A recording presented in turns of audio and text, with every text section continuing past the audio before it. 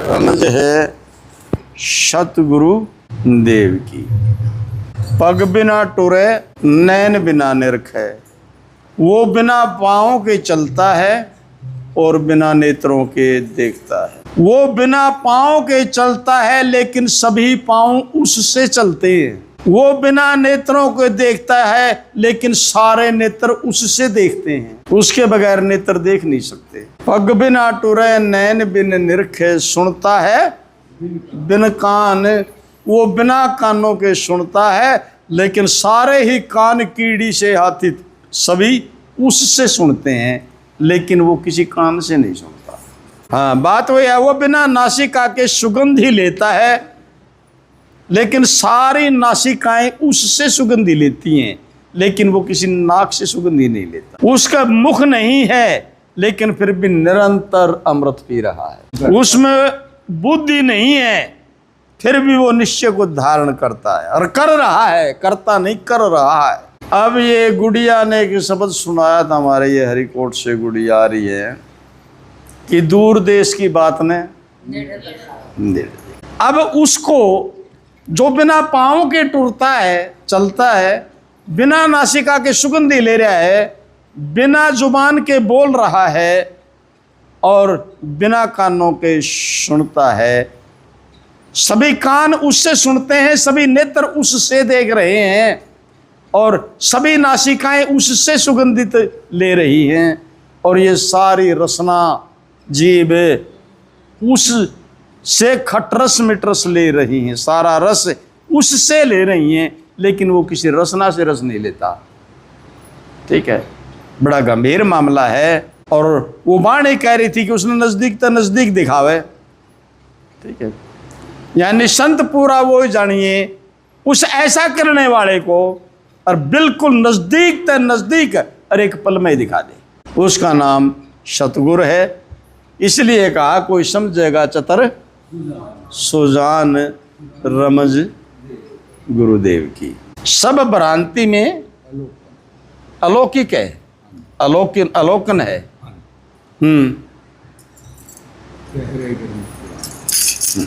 यानी वो सभी भ्रांतियों से अलग है, निराला है, अलौकिक है।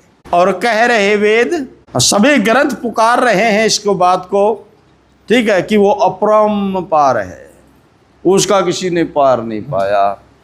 ठीक है, कह रहे ग्रंथ कुरान, नेति नेति वेद पुकारे, वेद भी नेति नेति करके शांत हो जाता है।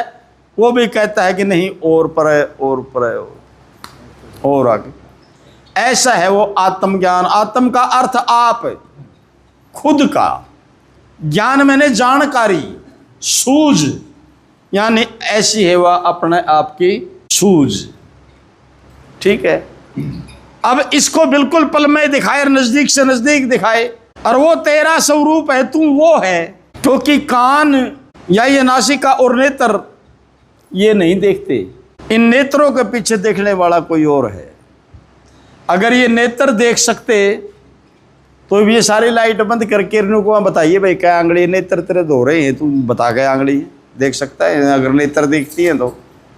ठीक है, ये नेत्र किसी की सतह से देख रही, ठीक है, वो उसका बुद्धि नहीं है, फिर भी वो निश्चय रूप है, अटल है। ठीक है, और प्रमाण भी दिया कि देह पर है, वो देहधारी नहीं है, देह पर है, इंद्री पर है, वो इंद्रियों से भी पर है, उसके इंद्री उंद्री नहीं है, ना नासिका है, ना रसना है, ना उसका नेत्र है, फिर भी वो देखता है, वो सुगंधी लेता है, वो सुनता है। देह पर है, इंद्री पर है, अंतःकरण ना उसका चित्त है, ना बुद्धि है, ना अहंकार है, ना ही मन है।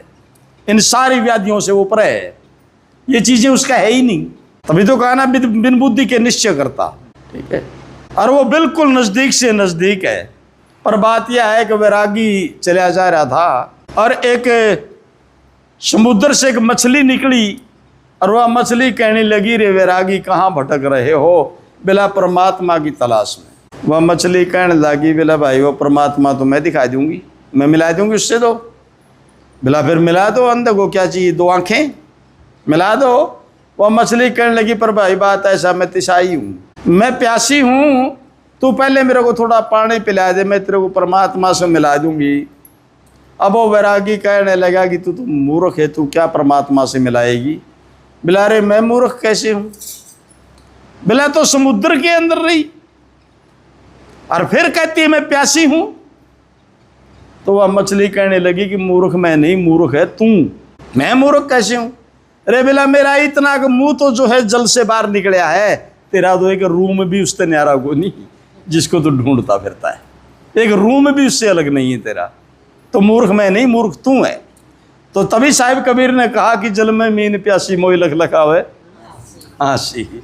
जल के अंदर मछली कहती है कि मैं प्यासी हूं, तो तेरा तो एक रूम भी जुदा नहीं है। ठीक है। जागृत सुपन सकोपत तज के, क्योंकि जागृत जो है वो सतोगुण रूप है, स्वप्ना रजोगुण रूप है, सकोपति तमोगुण रूप है, और वो तीनों गुणों से पर वो निर्गुण है। ठीक है। जागृत का स्थूल शरीर 35 तत्व का है, स्वप्न का सूक्ष्म शरीर 17 तत्व का है, 5 ज्ञान इंद्री, 5 कर्म इंद्री, 5 प्राण मन और बुद्धि, और कारण शरीर अविद्या रूप है। अविद्या को ही कारण कहते हैं। ठीक है।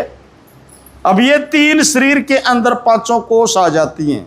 अन्नमय कोष स्थूल शरीर को कहते हैं, प्राणमयो, मनोमयो, विज्ञानमयो ये सूक्ष्म शरीर को कहते हैं, और आनंदमय कोष सत्सोपति के जड़ मूड कारण शरीर को कहते हैं, जो बिल्कुल घोर महा अविद्या रूप है। तो कहता है क्योंकि जागृत का स्थूल शरीर भी मिटेगा, ये सत्य नहीं है। सूक्ष्म शरीर भी जाएगा, ये भी सत्य नहीं है।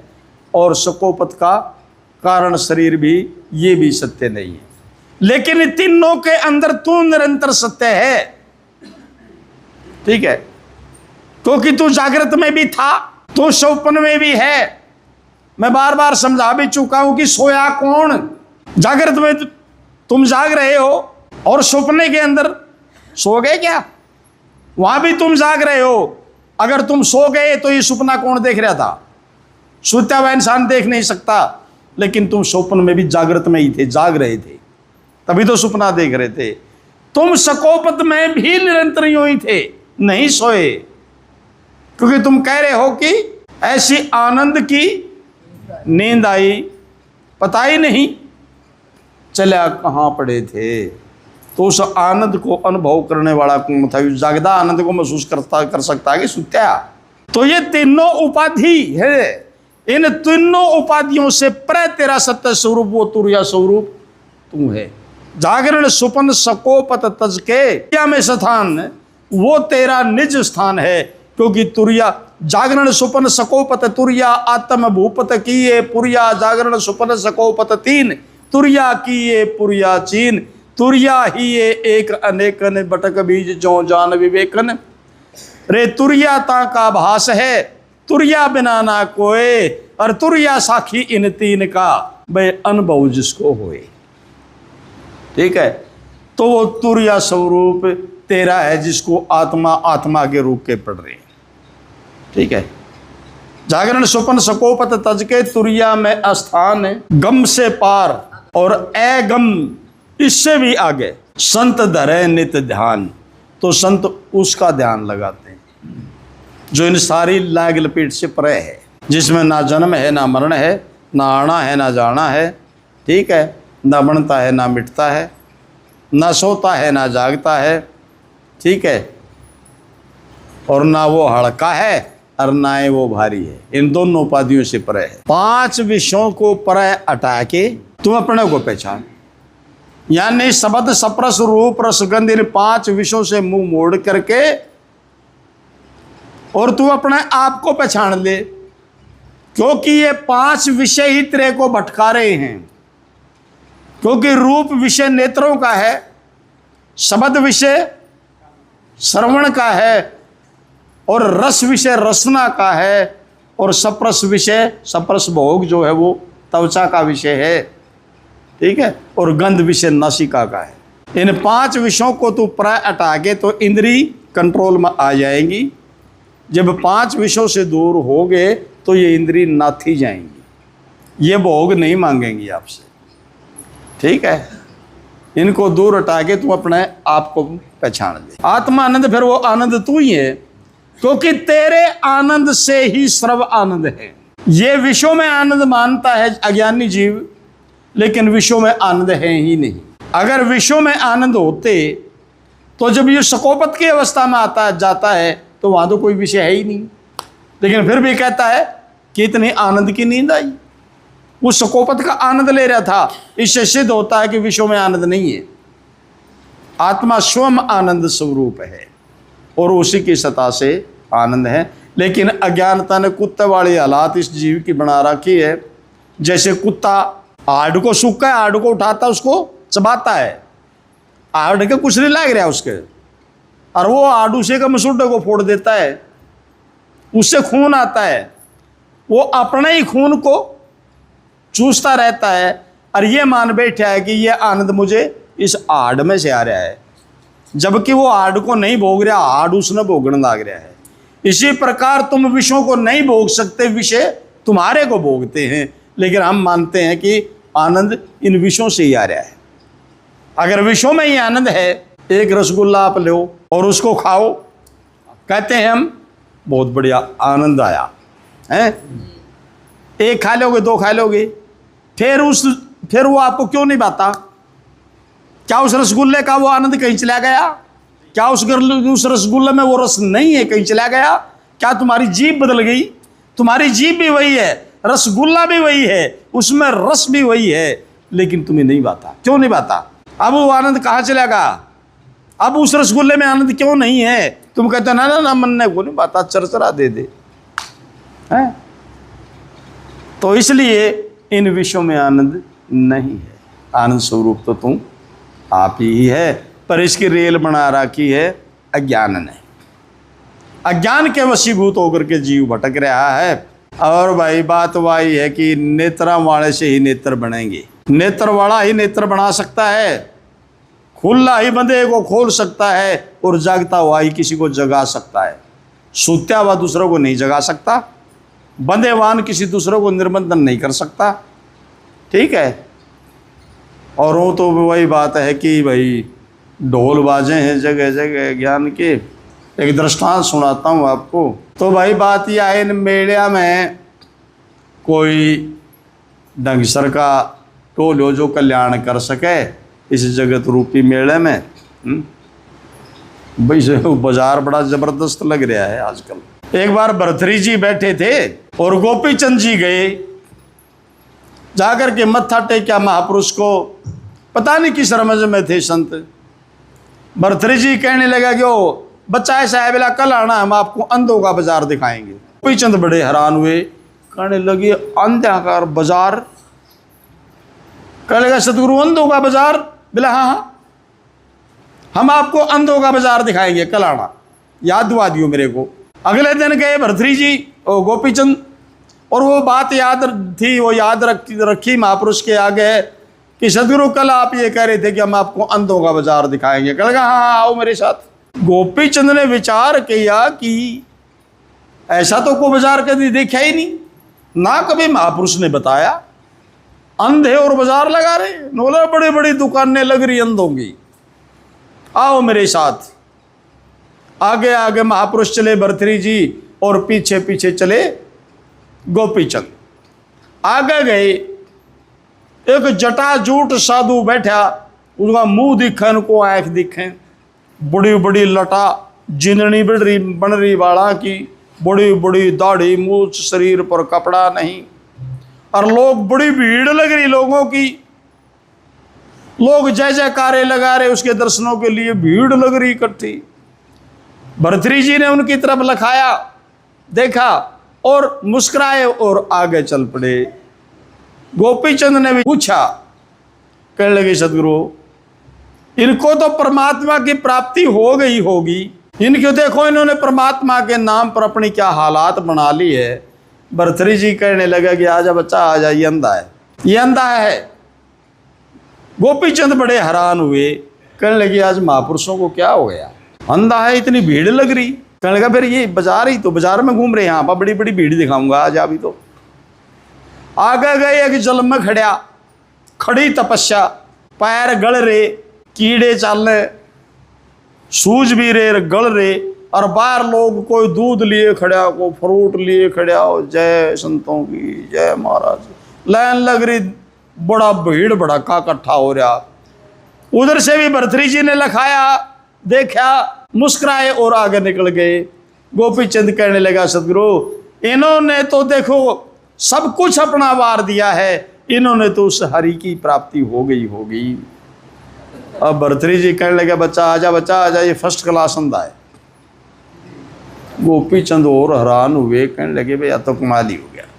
खैर आगे गए, एक शिला गुफा के अंदर एक साधु बढ़ रहा, और आगे शिला अड़ा रखी, मौन धारण कर रखा, 12 साल तक बोलूं नहीं, 12 साल तक जो सूरज के दर्शन नहीं करूं, पीला शरीर पड़ रहा। और उस गुफा के बाहर कट माच रहा लोगों का दर्शन के लिए। बहुत भाई तपस्वी साधु है, बड़ा भजनानंदी साधु है, दर्शनों के लिए बहुत ज़्यादा लोग इकट्ठे हो रहे। उन्होंने पूछा यहाँ क्या है? बिला जी यहाँ एक मोनी बाबा जो है इस गुफा में बैठे हैं, और उनका प्रण है 12 साल तक बोलूँ नहीं, और जो है सूरज के दर्शन नहीं करूँ। भर्तृहरि जी कहने लगे, आजा बच्चा, चाहिए सेकंड क्लास अंधा है। गोपी चंद पे डेटे निगाह, कहने लगे, आज क्या हो गया, कमाल हो गया, हर संत को अंधा बताते जा रहे हैं। और आगे निकल गए, एक उल्टा लटक गया, पींग गाल की, झूल गाल कर उल्टा लटक गया। खड़ी तपस्या, खड़े श्री बाबा, कीड़े पड़ रहे, जुड़सा झड़चे, वो भी चिमटा था ठावर उल्टाए, मैं छोड़ ले पर भंडारे लग रहे, वहां पर भी देखा। तब कहा भर्तृहरि जी गोपी चंद ने कि सदगुरु इन्होंने तो अवश्य ही प्राप्ति हो गई होगी, इन्होंने तो होम दिया है, अपना सब कुछ वार दिया है। भर्तृहरि जी कहने लगे, आजा बच्चा, चाहिए थर्ड क्लास अंधा है। अब चलते चलते समझना बात को, यह था अंधों का बाजार। चलते चलते गोपी चंद के मन में भाव आया कि मेरे सतगुरु है, मैं कुछ कह तो सकता नहीं, वैसे तो मम्मा था यू इसका, लेकिन आज मैं अगर मेरी उस राज गद्दी के ऊपर होता तो ऐसे ऐसे महापुरुषों के खिलाफ ऐसी भाषा बोलने वाले का मैं शर कलम करा देता। ये भाव आया गोपी चंद के अंदर। और भर्तृहरि जी चलते चलते कहने लगे कि गोपी चंद, बिला सदगुरु, बिला बच्चा इसको मारो। पीछे मुड़ के देखने लगा कि सदगुरु किसको मारूं, कुछ नजर तो नहीं आता। कहने लगा, बच्चा इसको मारो। कहने लगा, सदगुरु मारूं किसको, कुछ नजर ही नहीं आता। कहने लगे कि बच्चा ये कौन है जो ये कह रहा है कि आज मैं गद्दी पे होता तो इन महापुरुषों के खिलाफ बोलने वाले का सिर कलम करा देता, ये कौन है बच्चा? गोपी चंद कहने लगे, सदगुरु आप बड़े अंतर्यामी हो, जानता मैं भी कौन ये कौन है, पर ऐसा भाव मेरे अंदर प्रकट जरूर होया। तब भर्तृहरि जी कहने लगे कि बच्चा बस मारना इसी को था, इसी को मारना था। ये तो देह को मारने पर जुटे हुए हैं, ये अंधे नहीं तो और क्या हैं। ये अंधों का ही तो बाजार लग रहा है। जैसे 9 तपम को 9 धूणिया के बीच में, कोई 41 धूणिया के बीच में, और लाइन लाग रही लोगों की उड़। कहने लगा, सदगुरु फिर ये ऐसा क्यों करते हैं? तब प्रमाण देता है भर्तृहरि जी, सुनने की बात है। क्या कहते हैं वो संत? कहते हैं, बच्चा जटा सो बड़बटा, जो जटा जूट होया बैठा था, अगर जटा के बधाने से परमात्मा की प्राप्ति होती तो बढ़कर बड़ी बड़ी दाढ़ी आ जाती, जमीन में टिक जाती है उसकी, तो फिर वहां पर बैठेगा परमात्मा जाकर के। इसने तो 10-20 साल तक बढ़ाई होगी। जटा सो बड़बटा, जल बस है सो डेढ़ा, जो जल के अंदर खड़ी तपस्या कर रहा था, अगर जल में तपस्या करने से हरि की प्राप्ति होती तो फिर मेंढकों को मिल जाता। डेढ़ा मेंढक को कहते हैं, उनका तो जल में होया है। जटा सो बड़बटा, जल बसे सो डेढ़ा, मौनी सो पत्थरा, कि पत्थर है वो, बोलने के लिए जबान दे रखी है कुदरत ने, अगर इसको बोलना आए तो। और मौन कहां, कोई बात करनी हो जब लिख करके देने लग रहा तो भीतर से तो बोलने लग रहा है ना। मौन कहां है, कहां हुआ मौन? मौन जिस चीज का करना था वो तो हुआ ही नहीं। जटा सो बड़बटा, जल बसे सो डेढ़ा, मौनी सो पत्थरा, उल्टा लटका सो बागड़ था। कि जो झील के झोल गाल के उल्टा लटक रहा था तो बागों में वो बागड़ उल्टी लटक रहती हैं और वो मुंह से ही खाती हैं और विष्टा भी मुंह से ही करती हैं और बचपन से ही पैदा होते ही लटकती हैं। तो फिर परमात्मा को तो उनको मिलना चाहिए था। उल्टा लटका सोई बागड़ता, कहे भरथरी सुनो रे गोपीचंद, योग नहीं ये तो मनमता।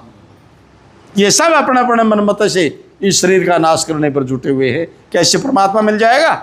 इसलिए ये अंधों का बाजार नहीं तो और क्या है। तब गोपीचंद ने कहा कि सदगुरु फिर ये ऐसा कर क्यों रहे हैं?